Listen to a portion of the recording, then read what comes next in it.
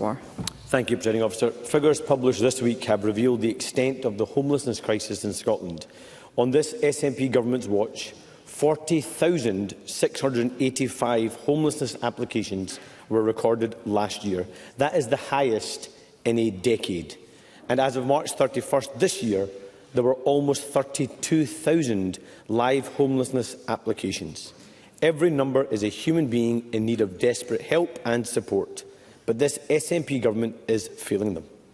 In the face of this homelessness crisis, this Parliament shamed the Government into declaring a housing emergency earlier this year. But despite that, the Housing Minister Paul McLennan insists this Government has a good track record on tackling homelessness, a decade high.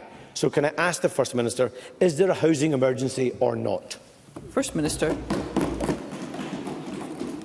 President Officer, yes, there is a housing emergency. The Government recognises that, and the Government is taking action to remedy the housing emergency. There is a range of action that is being undertaken to ensure that we improve the position on the availability of accommodation through tackling the issue of voids.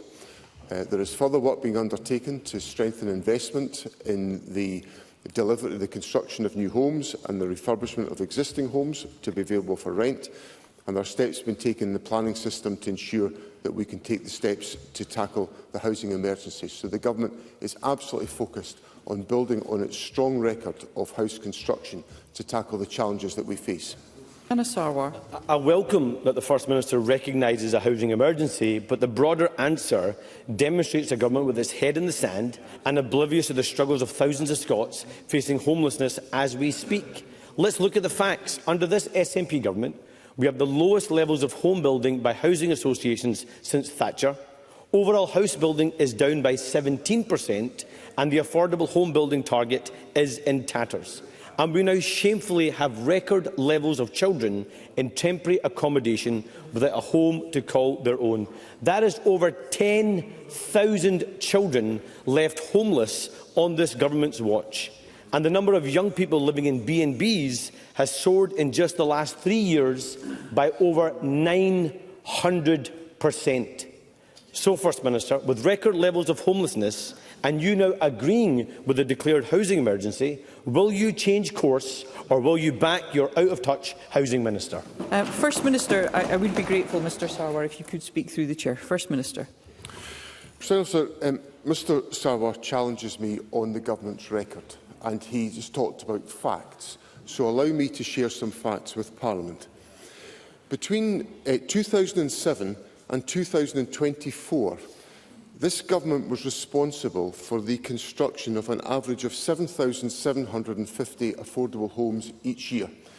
And during that period, we endured the financial crash and 14 years of austerity under the last Conservative Government. And of course, we have the prolonging of austerity under the new Labour Government. Now, between 1999 and 2007, when Mr Sarwar's party were in charge of the Scottish Government and Jackie Baillie was, for a short period, a minister in that government, the Labour Government, when money was so flush that they left money in the Treasury kitty unspent, there was an average of 5,448 affordable homes. Now, just so that everybody hears that clearly, at a time of plenty, when the money couldn't literally be spent in time, an average of 5,448 homes were delivered each year by the Labour Party. Under this Government, it's 7,750 homes, so we're getting on with the job. Anna Sarwar. Presiding Officer, the First Minister wants to talk about at a time when I was 16 years old, not a time when 10,000 children are homeless in Scotland right now under this Government's watch. And it's the devastating consequence of what he himself admitted was a government too focused on what they can't do than what they can do. Scots left to pay the price for an SNP government that's lost its way, is incompetent in government and is bad with people's money. Housing in Scotland is completely the responsibility of this SNP government. But after 17 years, when will they take responsibility rather than always looking for someone else to blame? for the Housing Minister to claim they have a proven track record on tackling homelessness when it is at record levels is not just inept, it's shameful. So Paul McLennan simply cannot continue. So will the First Minister recognise that he has a choice: put up with more failure or get to grips with the housing emergency, sack this Housing Minister and change direction? First Minister.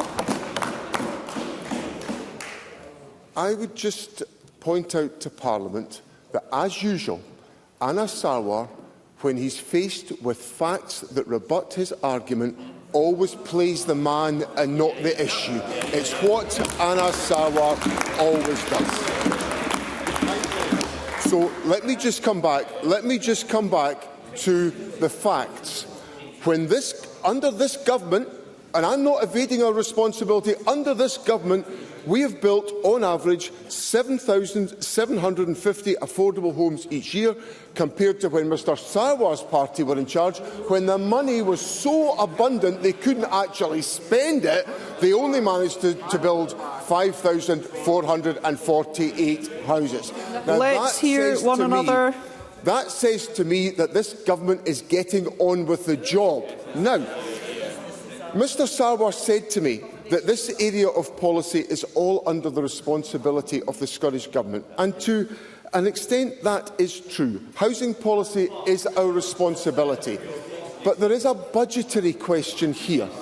And let me just point out to Mr Sarwar that our capital budget, which is what builds affordable homes, is facing a cut of near 9% under the current spending plans of the last Conservative Government and the incoming Labour Government that they're going to carry on with.